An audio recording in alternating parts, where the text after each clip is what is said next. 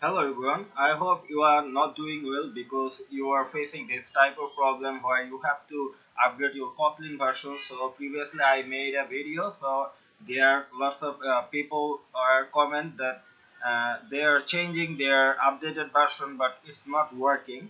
So previously I have shown you that you have to go through the Kotlin version website, and here you will see the updated version 1.9.23 is the update now.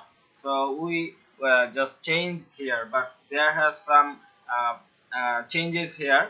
So now we have to go through the settings.gradle and scroll down, and here you can see that Kotlin.android. Here you have to write the updated version 1.9.23, and after that you have to run.